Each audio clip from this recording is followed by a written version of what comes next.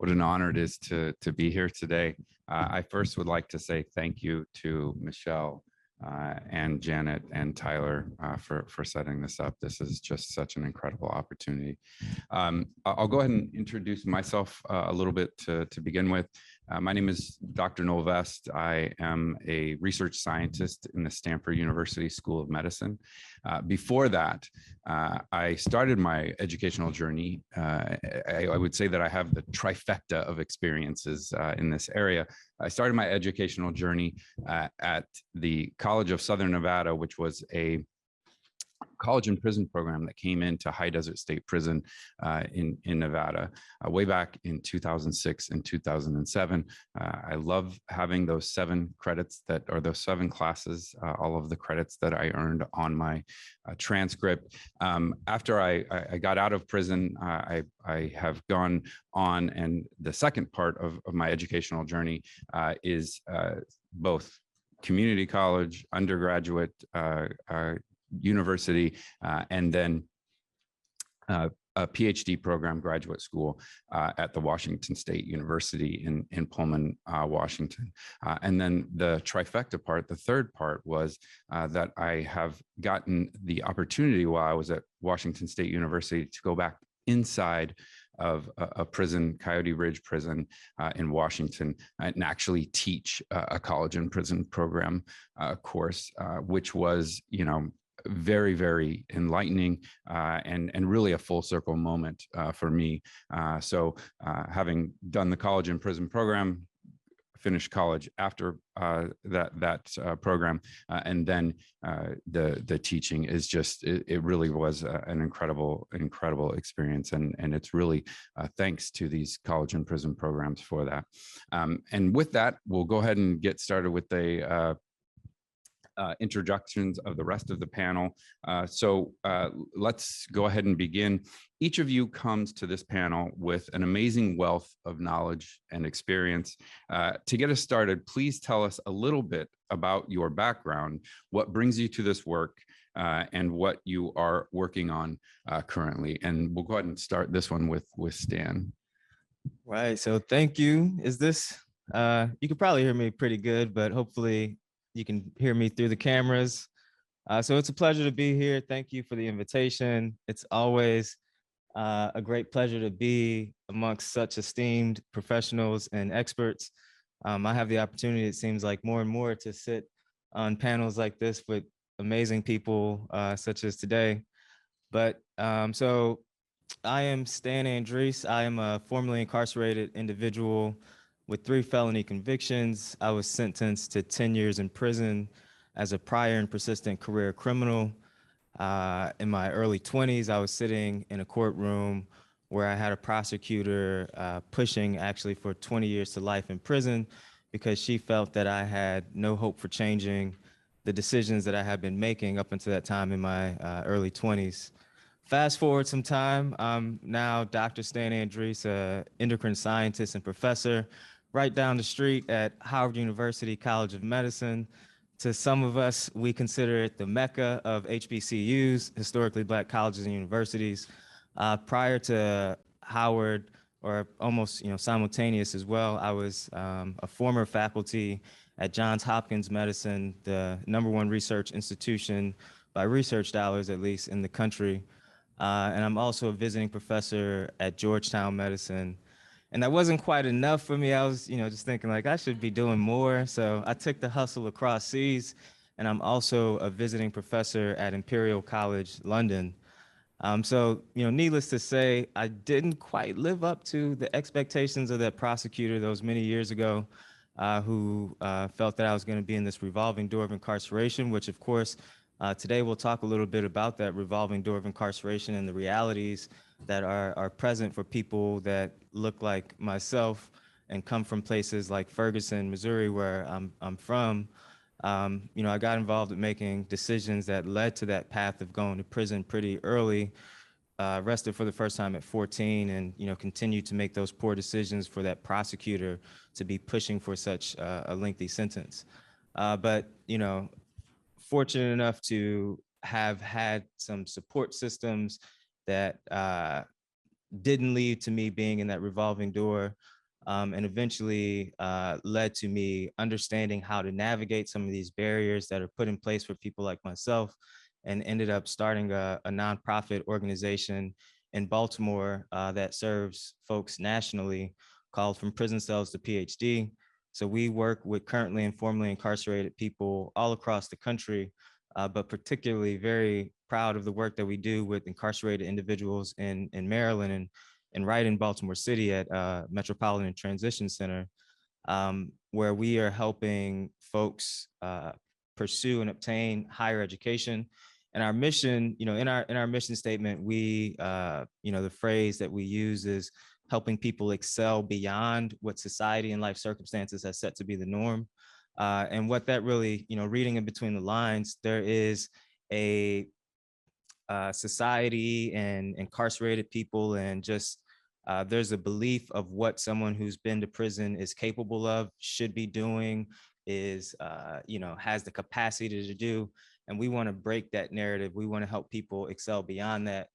So we have folks in our program that are pursuing advanced degrees and STEM degrees, and I'm looking forward to having that conversation with you today.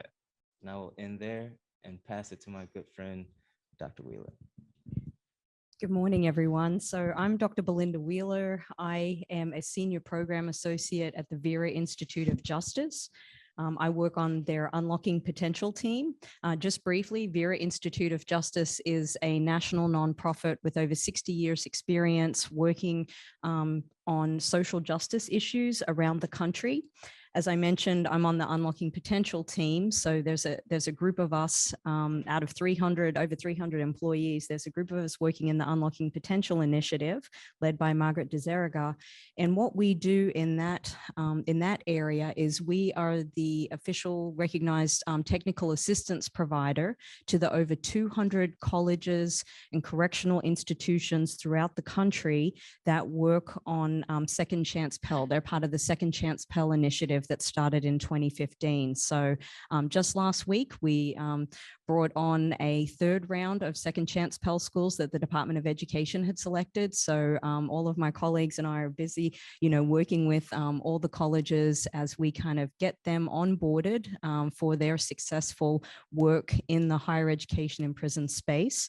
And then also just briefly for some context, myself, I've been with Vera for just over a year now, but prior to my tenure at Vera, I was actually a tenured English faculty member at Claflin University, what we would consider the Mecca in South Carolina of historically Black colleges and universities. And while I was there, Claflin University, under my leadership, was a recipient of a Second Chance Pell Grant, the second round of the Second Chance Pell Grants. And we started a program there, Pathways from Prison, in South Carolina, where we started offering programs to people who are currently incarcerated. So I wanted you to kind of know that little bit of context so that you can kind of see I come from the college side of things too, and now I'm working on the national nonprofit side of things there. So I'll pass it over to my colleague, Sean. Sure, and I will be quick. Because I know we have much more important things to talk about than me. I'm Sean Addie. I'm the Director of Correctional Education at the U.S. Department of Education. My portfolio is primarily adult, career, and technical education, but I also work with other offices at the department, excuse me, who work on initiatives such as Second Chance Pell, as well as the full reinstatement of Pell. I also work across the federal government on sort of various interagency initiatives, the Department of Justice, the Office of Health and Human Services, the Department of Labor. And really, we just sort of work holistically, primarily on correctional reentry education, reentry issues. There's a lot of overlap, obviously, between people who are justice involved in terms of the needs they have. It's not just education, it's not just housing, it's not just employment, it's everything. And so we work holistically across the government. Before coming to the department, I worked at the Vera Institute of Justice on college and prison initiatives. I'm the only non-PhD on the stage, so I'm an attorney by training, and I'm just very happy to be here and glad to contribute. Awesome. Thank you so much. So we'll kick it off with, why is reinstating Pell to incarcerated scholars so important, and why should it be a priority? And we'll kick it off this time with Sean down on the end. I think reinstating Pell is important because, I mean, there are numerous reasons. One is, people who are in prison are going to be coming home, and we want people coming home, prepared to fit into the communities, and that means education, that means training, that means employment. But I think also there are some people in prison who aren't coming home, and I think Pell is important for them as well. And I think just we know education has a transformative effect on people's life trajectories. Everyone in this room is here because of the education they received, and people in prison, should have those same opportunities. If I could just jump in too, I agree with everything that Sean has mentioned here too. As you have probably seen in your own experiences or with loved ones, education, as Sean has said, really has the power to transform people's lives. And it's not just the person themselves who are receiving that education, right? Their families, their loved ones, their communities, those kind of like ripple on positive effects, for those communities is so important. So I know that Vera and the Rand Institution have also, provided data points that kind of show for that small investment with regards to taxpayers' funds being targeted towards educational programming, the savings for taxpayers are, I think it's quadruple fold, just from a financial standpoint there, but too, that lifting up of communities, families, and that is just so important. Yeah, I think, what I could add to that is when we think about our communities and, wanting safer communities, why wouldn't we want to provide opportunities for education for individuals who have gone through prison? So when folks are coming home, I mean, an argument might be, why should we be providing education to this group of individuals? And, I would argue back that that's exactly why we should, the reasons why you think we shouldn't is exactly the reasons why we should, because I'm sure you want a safer community. And, the data shows educating individuals increases their opportunities for employment, increases their opportunities for, being civically engaged, increases the chances of them staying home and not going back to prison. So, it's creating safer communities. And then, of course, for the individual, it's not only, and I think we've touched on it briefly, it's not only transformational for the individual, it's transformational for that individual's entire family and generation of family members to come. Today I'm fortunate enough to be here with my son William, my 4-month-old son, and I have one of my amazing students helping me out from right down the road at Howard.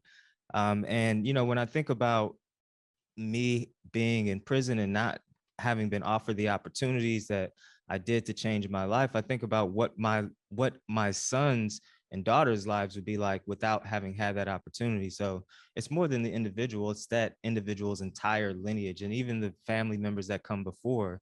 For many people, that engagement in higher education also encourages brothers, sisters, mothers, fathers to pursue higher education and change their trajectories.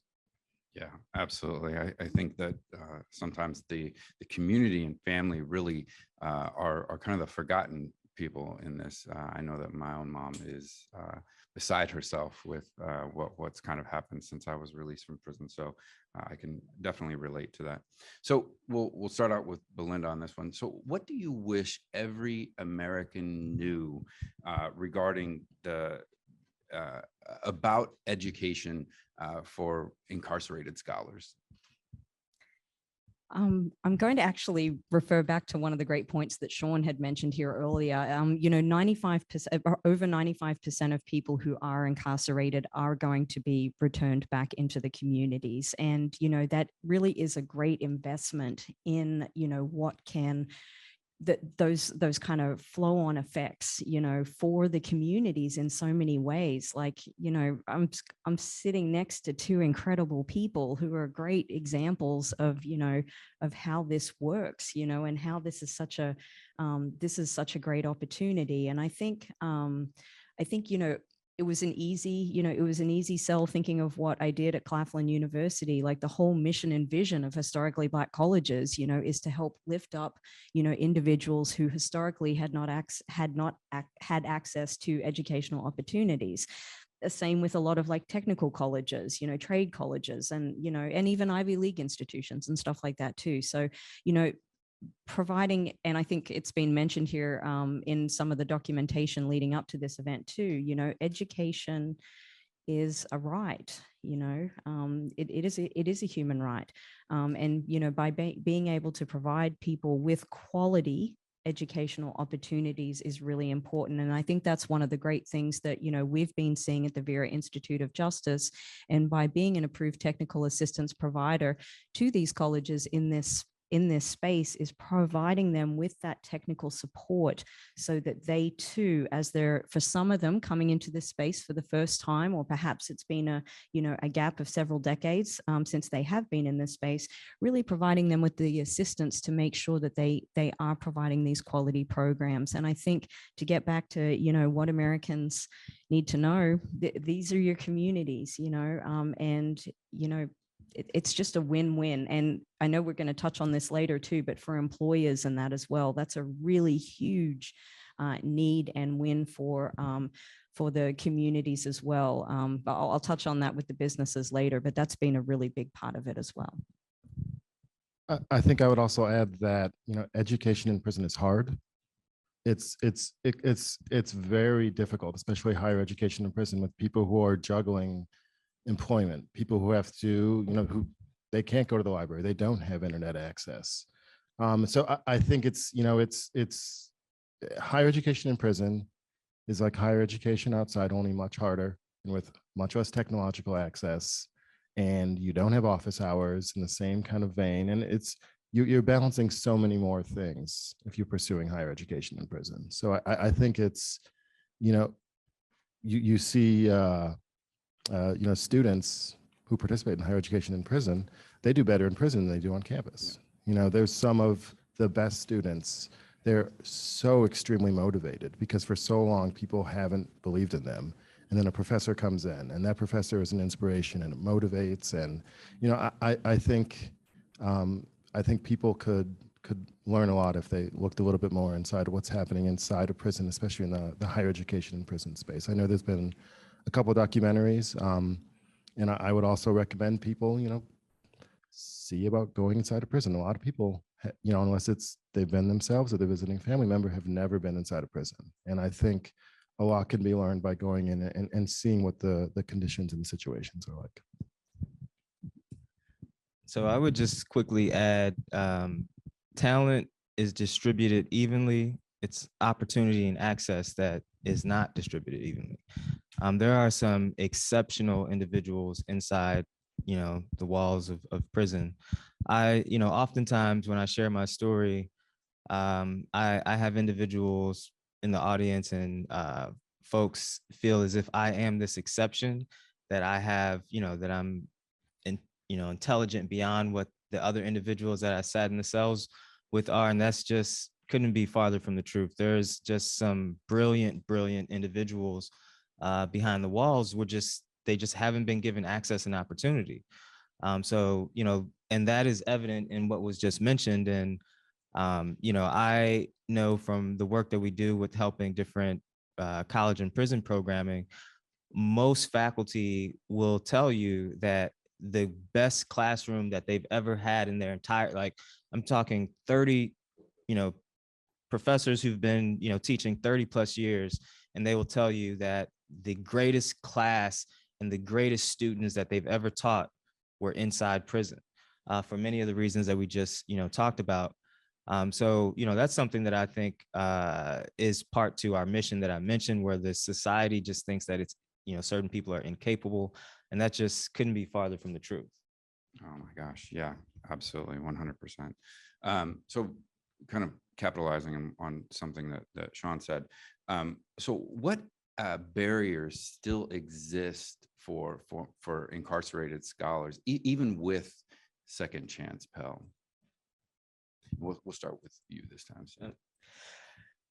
So that is interesting question. And so the organization that I founded, From Prison Cells to Ph.D. or Prison to Professionals, we were one of the many organizations really advocating and working for many years to bring about Pell restoration. And we really were, there's this phrase Pell for all, and we really had been advocating to really have access and opportunity for all incarcerated individuals. And although I shouldn't say although, I don't like starting with although, so we've reinstated Pell, but we would be remiss to really know that it's not quite Pell for all. So there are still, if you're at a correctional facility where there are no prison education programming, and there is correctional leadership that is a little bit more less willing to bring on prison education programming, then those people inside that facility don't get education.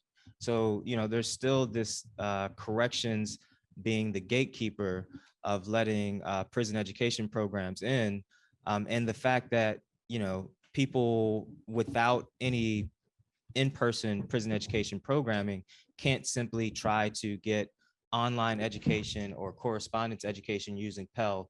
The way that the law has been changed and passed and reinstated, individuals can't do that. They can't, if it's not at their institution, they can't do a correspondence, they can't do some type of online course for their education. So it's not Pell for all.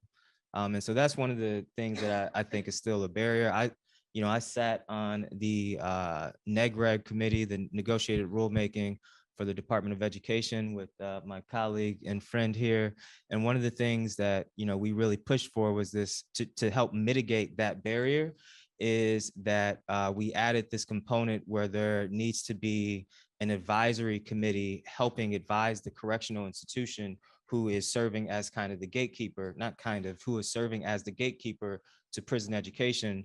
We put into the rulemaking that there should be directly impacted, formerly incarcerated, currently incarcerated, community stakeholders and other stakeholders involved in helping advise the correctional institution in their decision of what prison education gets brought in.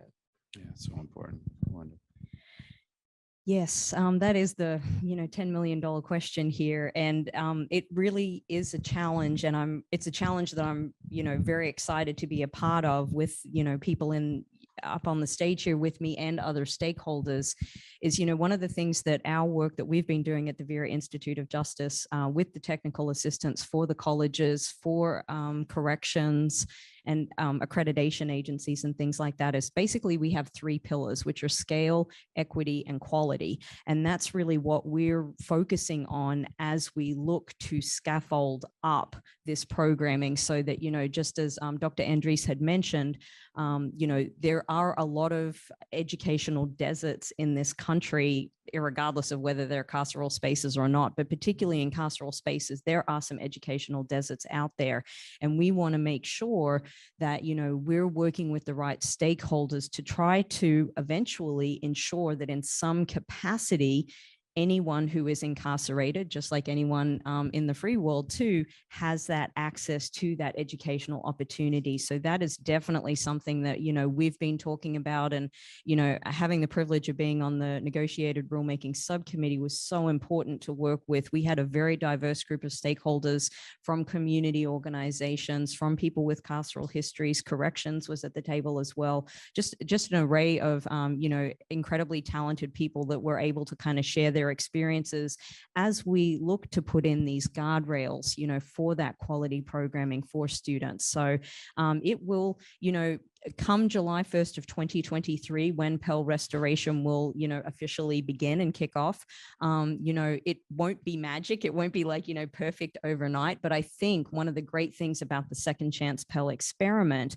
is, all of us working together in this space alongside the Department of Education have really been able to learn a lot of lessons learned. Vera has published a lot of publications, about the lessons learned so far in the Second Chance Pell experiment. And I think, we're doing as a community, as a country, trying to do as best as we can as possible to have a smoother rollout. But again, we're in May right now. We've got just over a year before this officially kicks off, and there are a lot of us doing double time, triple time, quadruple time, really to try to put the infrastructure and support in as we kind of get closer to that July of 2023, but then also beyond July of 2023. And again, really trying to make sure that we can close the gap on a lot of these inequities that we are seeing.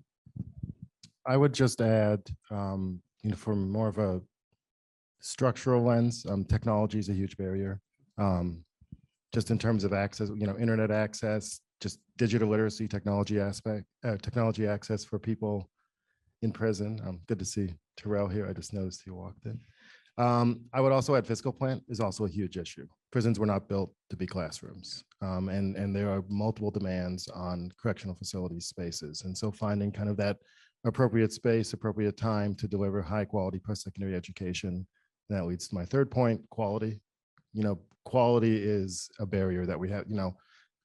Education delivered in prison should be the same high quality as education delivered outside of prison. That's extremely important. And then finally, the fourth piece I would talk about when we talk about access is, Pell's great. We're so excited to have Pell back, but Pell is only one piece of the puzzle. State funding for post-secondary correctional education, I think, is so important.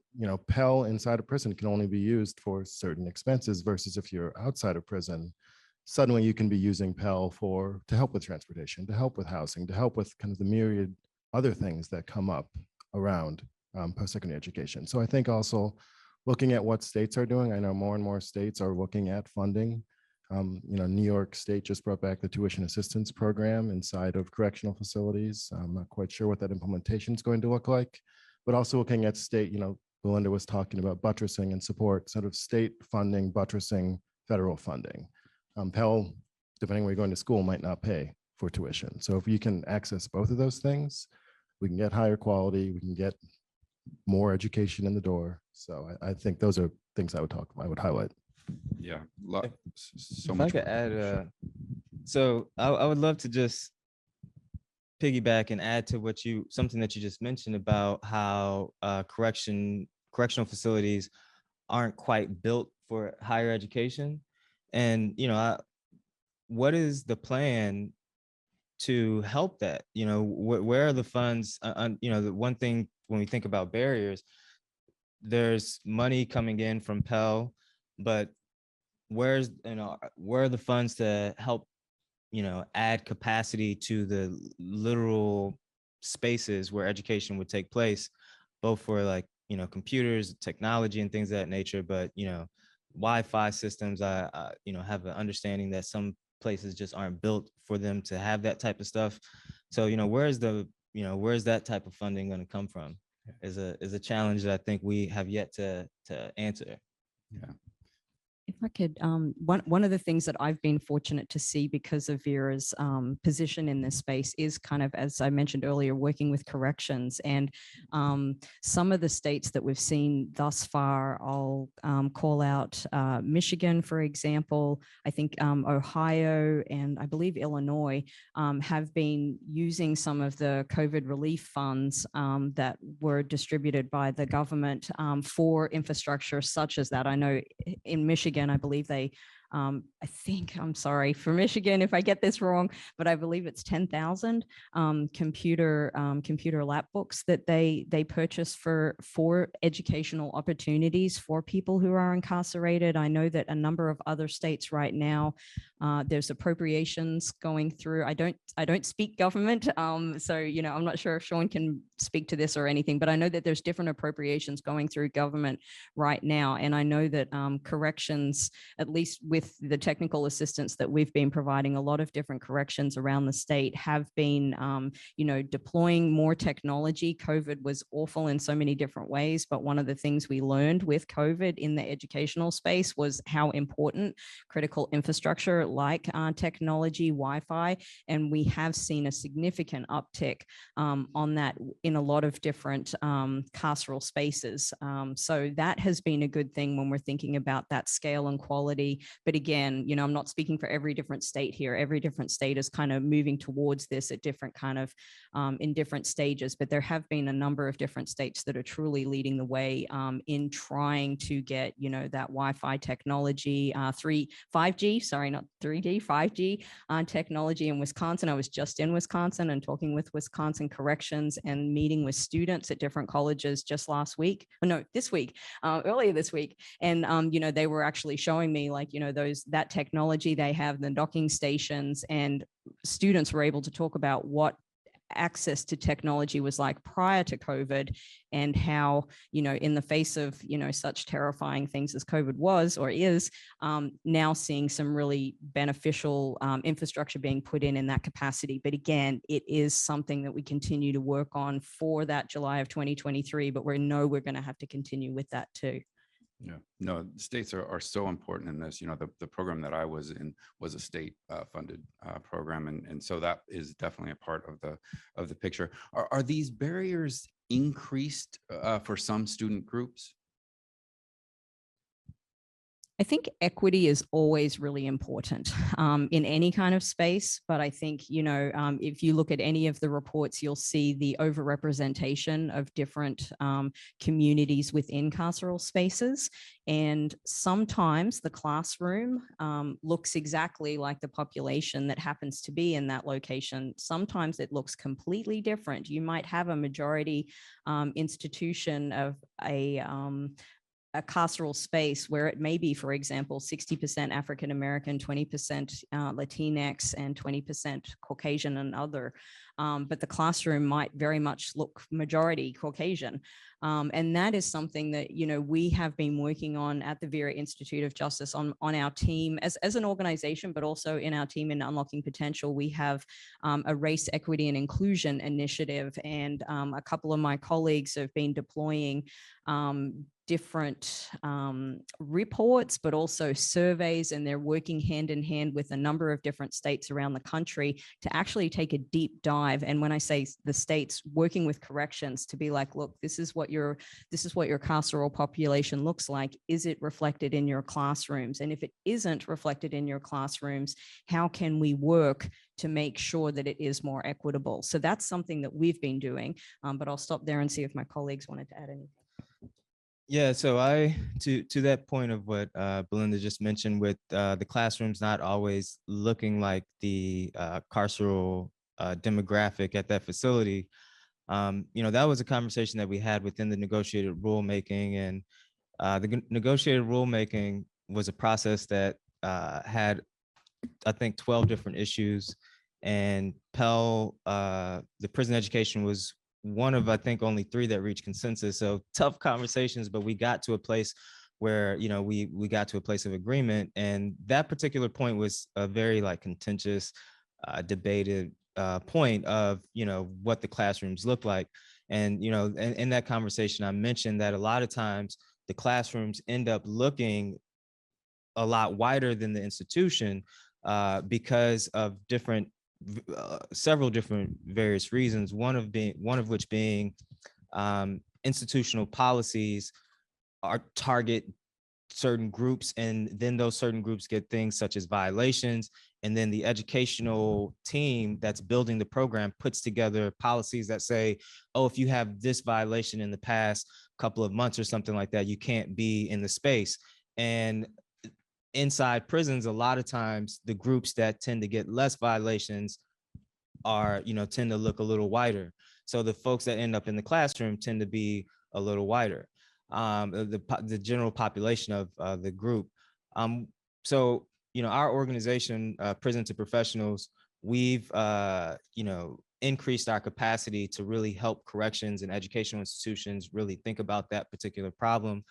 We know very well, again, we have about 400 people that apply to our program per year across the country, and about 100 individuals, men and women, that go through the program where we help position them to be successful in higher education.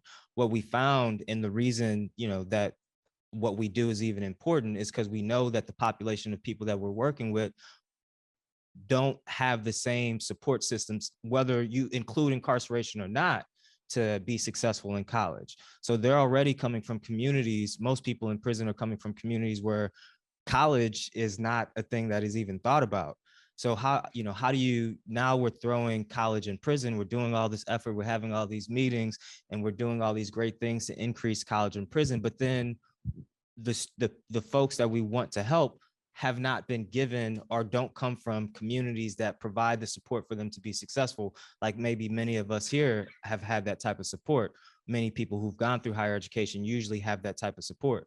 So that is also why the classrooms tend to be wider, because it's like, well, think about how you were in high school. Like, you never did good in high school. Like, why would you? So there's a bunch of different forces that are telling Black individuals inside prison spaces, like, that can't be for you anyway. Yeah, it's here, but it's not for you though.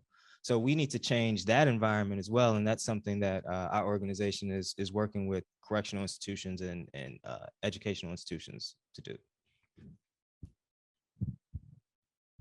All right, we'll sum things up. What role can businesses and other organizations play in developing solutions? And we'll start with Sean. So I think an important role for business is to serve as employers, and fair second chance, focusing on folks, kind of second chance hirings. There's a second chance business coalition that's formed of a lot of organizations. I think business can play a very important role in terms of hiring people who are formerly incarcerated, giving them a true fair chance at hiring, setting up internship programs, pre-apprenticeship programs, thinking about what kind of career supports people will need. I don't know if we talked about it yet, but it's extremely important to have credible messengers who are people who have gone through the process, people who have experienced the same types of things, and having those people not just at a seat at the table, but at a meaningful seat at the table, so that so someone maybe who's been formerly incarcerated is now working in GM to onboard people, and that person has agency and power when it comes to actually executing important things. So I think that's another important thing that business can do, is kind of advance credible messengers, and they are the employers. They are the kind of the end result for most of us non-academics in terms of employment. So, having them at the table, I think is so incredibly important. Yeah, thank you so much for that. I totally agree with what you've mentioned. I think that what we have been seeing in a lot of states right now is a lot of businesses really are stepping up in some ways, in the form of literally picking up the phone and reaching out to corrections and saying, look, do you have a technical program that can, provide individuals who are incarcerated with the credentials that we need, because we definitely, have positions available and we're ready to hire these people, which is amazing. We're seeing a significant uptick in that. And I think that's really good. Asking the question if something already exists. In addition to that, if something doesn't exist, businesses working with corrections to get those programs into those facilities, so those individuals who want to pursue that educational opportunity to get that internship is really important as well. And then also back to Sean's earlier point about, what more can be done on the state level. If you're an employer or business, in a particular state, and you're seeing that you want to employ even more people who are, with carceral histories, what else can you do, such as talking with your state representatives? What else can your state do to help? Your states listen to a lot of different people, but particularly businesses. They really want to make sure that the states are really running along very smoothly in partnership with businesses, in that state. So in addition to, employing these individuals as well, what else can be done? Perhaps some of those, a lot of student support services and grants for people with carceral histories went away in 1994, just like the Pell Grants did. Pell is coming back, but a lot of those state grants for educational opportunities are not. So, you know, businesses can, you know, continue to speak with state legislature and that as well, to kind of be like, look, can we experiment to see about, you know, bringing back some of those state dollars and getting the data to show, just as Pell, Second Chance Pell has shown that this is a highly successful program. I'm sure that a lot of those state educational grants will equally show that it's highly successful and getting that much needed support. Awesome. Thank you so much. Let me be the first and last to thank the entire panel. Thank the Ronald Reagan Institute. This has been just such an incredible experience. I'm so glad that we have good people working in this area, and I'm really, really just excited for the future. So thank you again for being here today.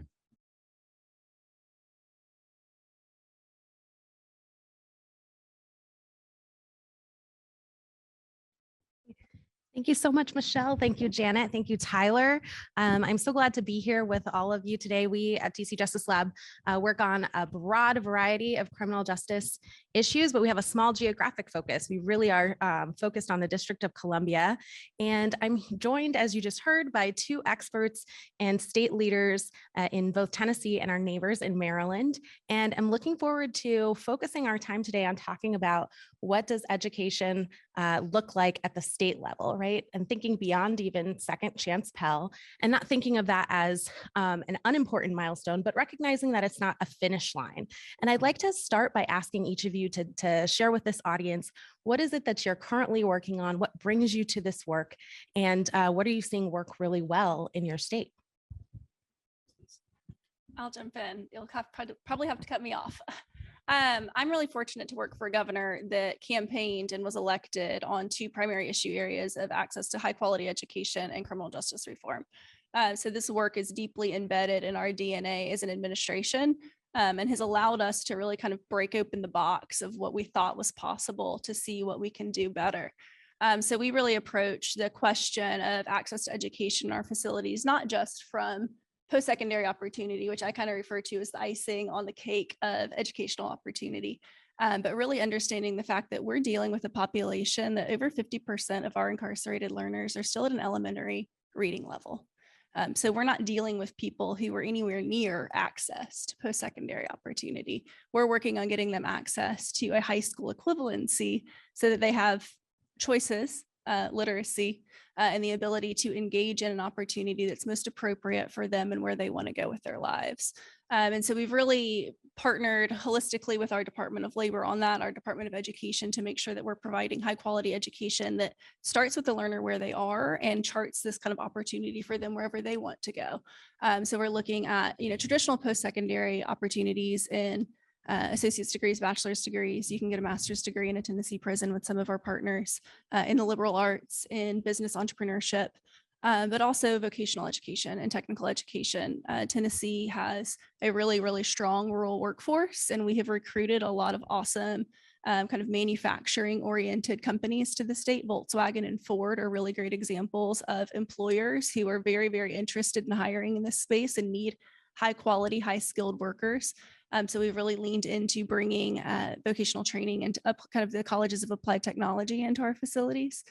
So it's really just kind of making sure that we've got a little bit of something for everyone and all the appropriate resources in place to get them from A to Z, from doing assessments on day one of intake, understanding where that learner is in their continuum, what sort of supports they need as an individual to get where they want to go, and then making sure that we also have that kind of pipeline in place for warm handoff once they're released via the Department of Labor, to make sure that we're actually getting them into the job, and then providing wraparound supports to the employers so that they've got the competencies they need to be kind of an appropriate workplace for an individual who might have a little bit of a different need, some complex traumas in some places, so that there's actually tenure and kind of stickiness in that employment, because showing up for work on one day and leaving on the second is not success in our opinion. So we want to make sure that people are really actually having access to those jobs and mobility within them. Hello, I'm Robert Green. I'm Secretary of Public Safety here in the state of Maryland. My lived experience, I started out in corrections as a correctional officer 38 years ago. I worked in local corrections. For me, this is not a matter of just making a living. It's about making change through the organizations that I've worked with. So I was in local government. I ran, previously was the director of the Montgomery County Department of Corrections, and then came to the state of Maryland. I'll tell you what we're doing, where we're at. We're doing some extraordinary things in our state. And I invite anyone in this room to come see what we're doing and how we are approaching it every day. We have 4 post-secondary education programs that are operating right now. One has been with us since 2012. We have a Georgetown program that is starting up with, our ambition was to begin in January in 2022 through the hard work of many individuals. That cohort is starting now. 300 individuals applied for acceptance into that program from within our system. So a lot of really important things happening. Like my colleague, one of the things that we did in Maryland in 2010 was we aligned correctional education under the Department of Labor and Adult Learning. So that move took place in 2010. It was pivotal. It was important for us to align learning with workforce development, with real jobs, and also make sure that what we're doing is the foundation of reentry for 92% of the people that are returning back to the streets of our community. I think we do an exceptional job. We all, people that sat in my chair, Correctional Leaders Association, we have 28 states that are involved in some manner, shape, or form. We know what we just went through, the 2 years that we went through, the data of where we were and where we're at. We saw the dips. We experienced the same things that we saw in many of our education systems. So we're recovering, and how we're coming out stronger than where we were. You've got to have a strong pipeline to the post-secondary education program. The 5th to 8th grade testing levels in math, they're real. So these pipelines have to do what we need them to do to create opportunity. But we can also lose focus on what the environment in the community is that we manage in 18 prisons across the state of Maryland, 18 correctional facilities to include Baltimore City. Since 1992, the state of Maryland also runs the Baltimore City Correctional Complex. And I look forward to speaking to my colleague more about that connection there. And thank you for noting that. But we also have to recognize that these are programs of enlightenment, hope, focus, equity. I spoke to a gentleman, I was in the far west of our state, where our Max and our Max 2 facility is. I spoke to the principal in those facilities. That is unique that you have principals in facilities with those classifications. When we talk about groups, my mind goes to also to classification of who and where based on classification and behavior and how we engage them in programming. We're doing that across the state, vocational programming and a maximum security facility, because people are still going home. Such things, mandatory release, connectivity, connection. We're using navigators, reentry navigators, employment navigators. But here's a real important point I want to make.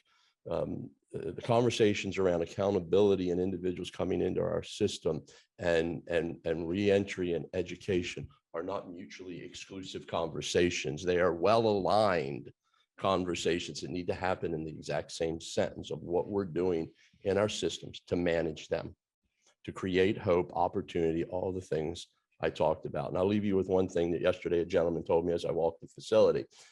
They call me Green.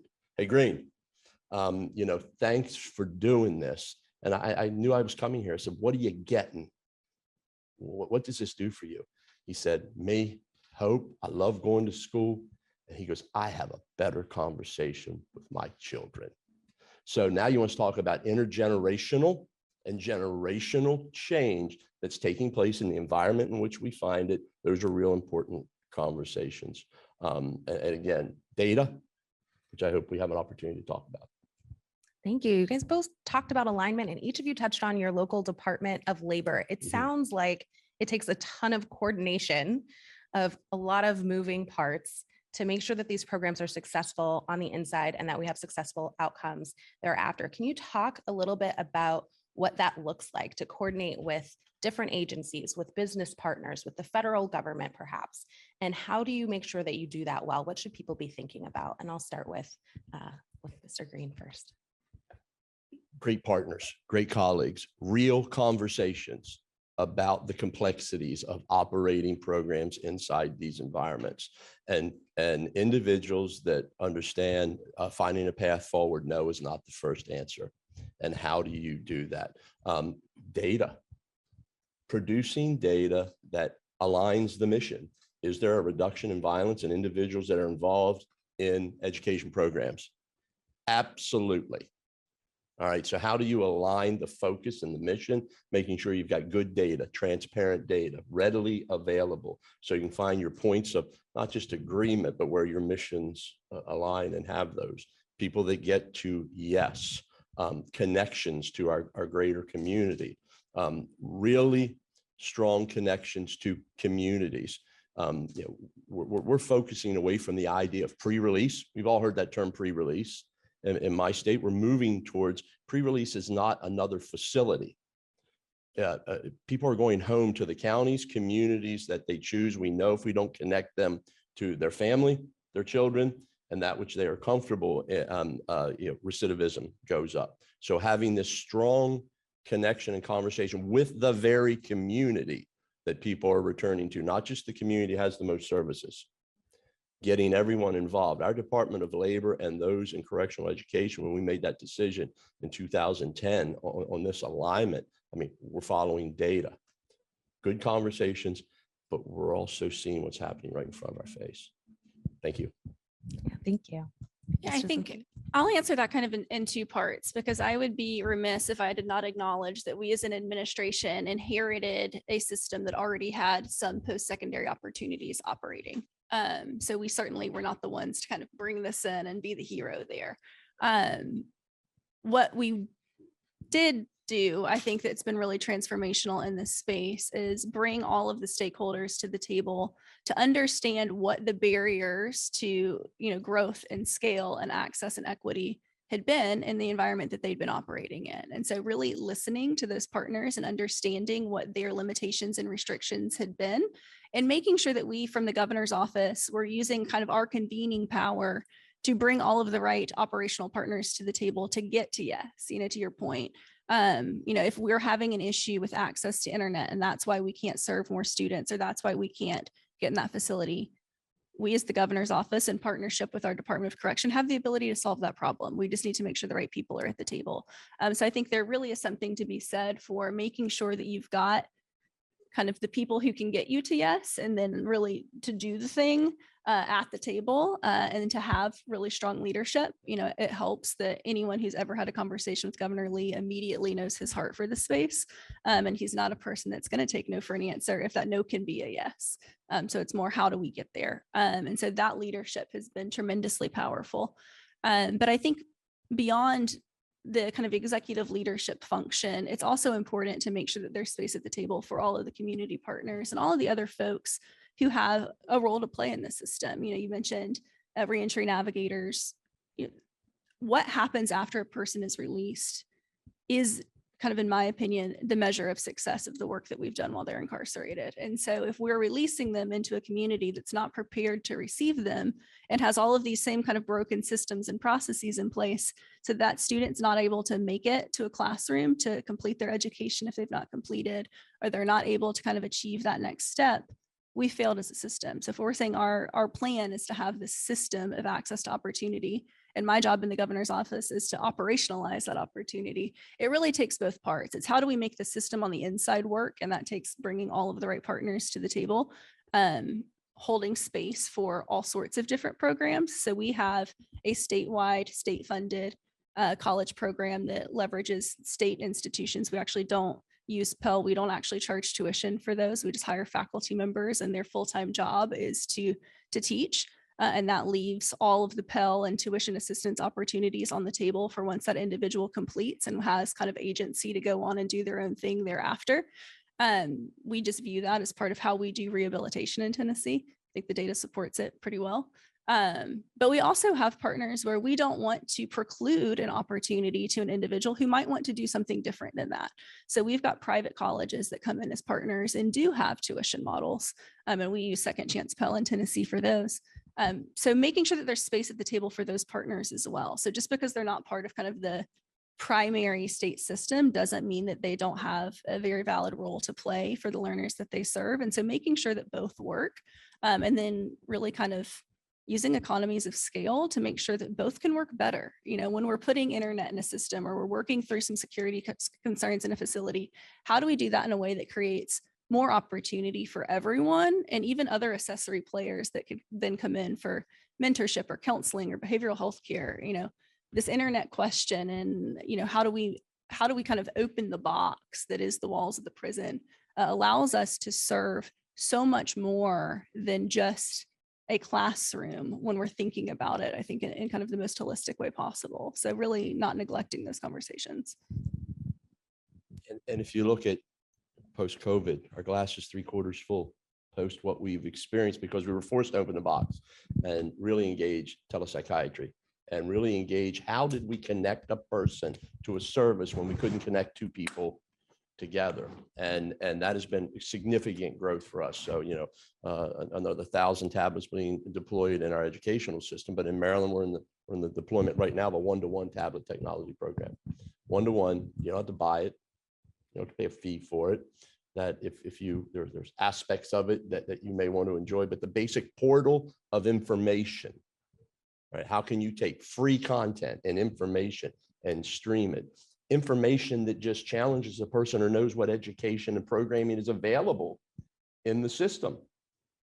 All of those things. Oh, wait a second. Now I know what's here for me, and I understand the pathway. I understand how to engage it. That technology piece and how to do that safely, and how to do it and have that real conversation. This is how we're going to do it. This is what's going to happen and what's available to people. So again, our 1-to-1 tablet rollout that's occurring right now, I'm really pleased with that. And as an information exchange opportunity for individuals. Thank you for noting that. I really appreciate those explanations of coordination and partnership. I would say that those are some of our biggest challenges here in the District of Columbia. We don't have statehood status. We don't have a prison here. We don't have a men's halfway house here. And so people are sent very, very, very far away, and one hand doesn't talk to another when we are thinking about what we're going to do for people as they come home. So I see that as one of our biggest challenges. I'm interested to learn which challenges you've found most difficult to surmount, either that you're still working on or that you found a really good lesson learned from that you'd like to share with our audience today. And I'll start with Abigail. I'll answer this question honestly. The politics of this problem are almost impossible at times. We as academics can bring so much knowledge and evidence and data to bear about what works to improve public safety, to reduce recidivism, to reduce disciplinary infractions inside of facilities, to increase correctional officer well-being. We know what works. Braiding that with notions of justice for folks who believe that the punitive component of incarceration is the most important component of incarceration will always be our biggest obstacle. You kind of take 2 steps forward and 1 step back sometimes, where you can increase access to opportunity and increase access to programming or fund initiatives statewide, to your good point. And they are very, very vulnerable targets. And you're constantly kind of working to navigate the political realities of the fact that if things exist solely in code and statute, they are very fragile. And that's just the reality of the criminal justice system and state policy in general. I mean, that's just the reality of things. And so it's figuring out, how do we really advance a culture that appreciates the importance of education and rehabilitation for public safety purposes, and that this isn't a nice to have, it's a need to have, and it's a must to have for public safety. Understanding what drives people to criminal behavior and what those criminogenic factors are is not really up for debate.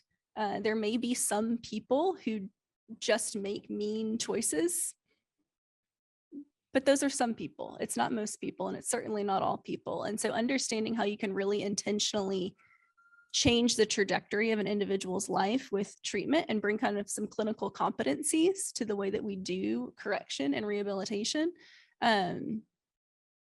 is something that's going to take a long time, I think, to get enough buy-in in. And I think Tennessee is a great example of that in action right now, if you're kind of keeping up with what's going on. But it's an opportunity for tremendous leadership. And I hope that even in the face of adversity, we can continue to kind of show what works, and we'll have, the evidence on our side that these programs are effective and very, very much worthwhile.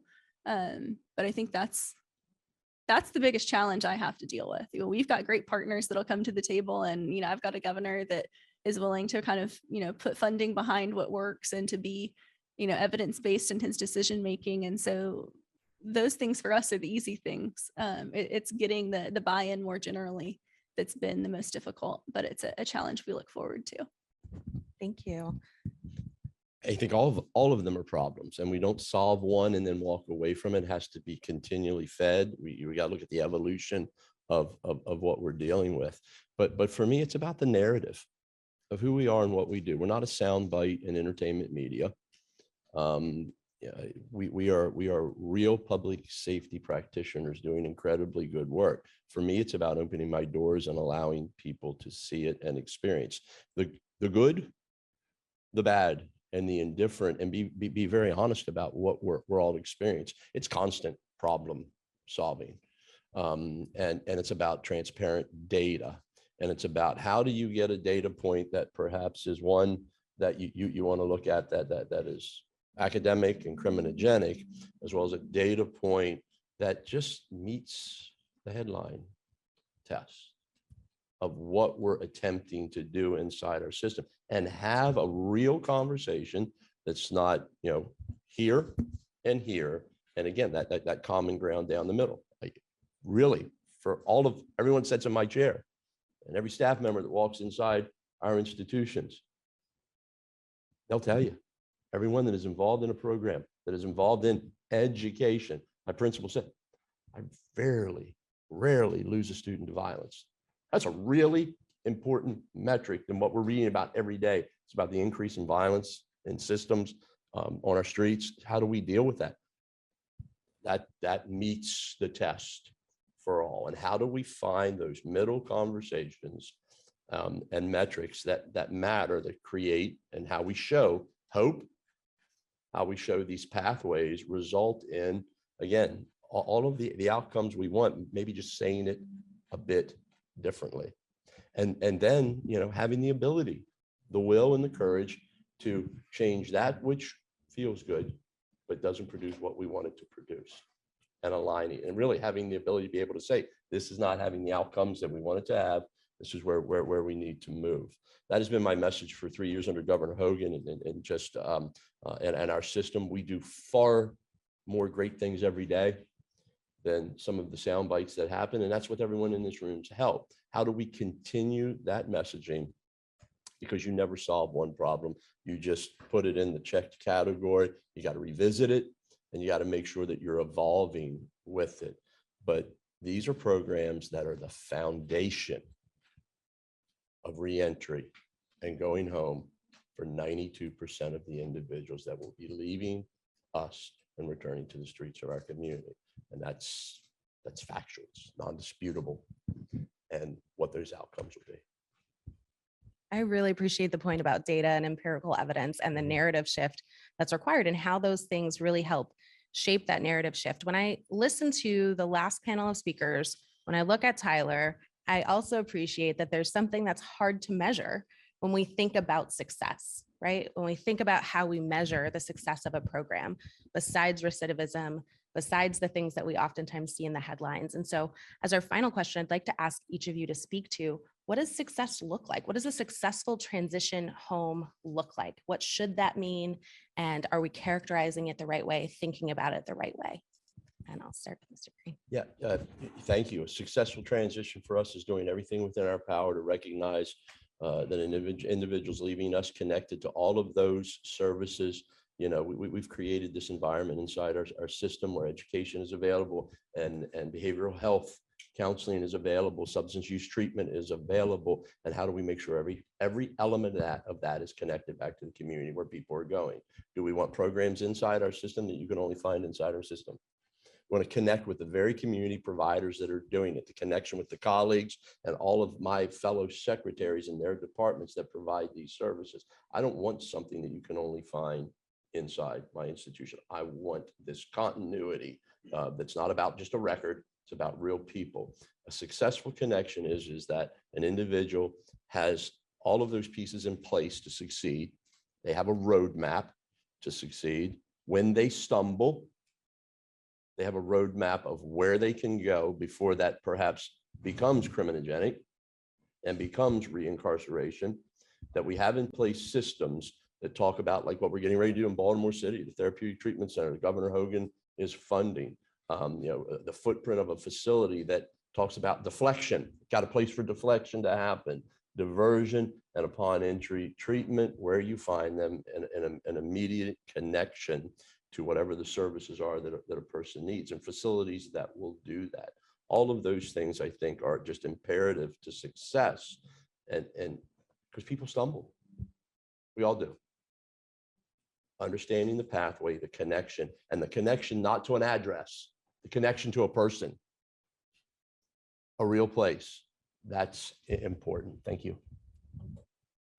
Yeah, I think from our perspective, the ultimate measure of success is liberty, an individual maintaining liberty after release, not being reincarcerated and having agency in that liberty, not just getting by, but being well, having a home, having stable housing, having stable employment, having healthy relationships with their family and their community. That's what we're here to do, is to understand, what went wrong? How did you get to us? And what do you need to go where you were trying to go? Because I certainly think anyone in this room would agree that most people wouldn't pick prison. There's certainly some people that think that doing what they did to get to prison is good, because in some communities, those are the only words of affirmation those individuals get. It's good job on that. And the law says that was bad, but your community says that was good. And giving people access to something more powerful for themselves and giving them agency to choose a life that aligns with their values and what they want is certainly, from a state perspective, I think what we would consider to be success. That might be a bit Pollyanna-ish, but oh well, I'm okay with that. But it's, we had a conversation in the prep call about recidivism, and everybody uses recidivism as the measure of success, which is absolutely ridiculous because it's inherently a measure of failure. So why do we use how much we failed as our measure of success? Like, why aren't we at least using the other number of how many people were successful? But I think something from that data perspective that we're really working intentionally on as a state is to understand more about where people go when they don't come back to us. Because we've got that recidivism reentry statistic, but we don't know enough about how well people who don't recidivate are doing. Are they homeless? Are they stably homed? Are they employed? Are they making a living wage? Are they healthy? Do they die early? Are they a victim of violence? What happens to them later, I think, are things that we need to understand so much more in order to continue doing this work successfully, as far as kind of building that healthy ecosystem that leads fewer people to the front door of a prison to begin with. Thank you so much for that. I want to thank both of you for your perspective. I think this was very helpful. We know that we're talking about 1 in 2 people in the United States having a family member who is incarcerated or who has been incarcerated. So we're not talking about the success of a small group of people, right? We're talking about the success of all of us. And I appreciate your approach to this as not just, a do-gooder kind of initiative, but this is about prevention. This is about making sure that we all have safe communities that are thriving and healthy. So thank you for all you're doing. Thank you for sharing your time with us. And thank you again for having us here.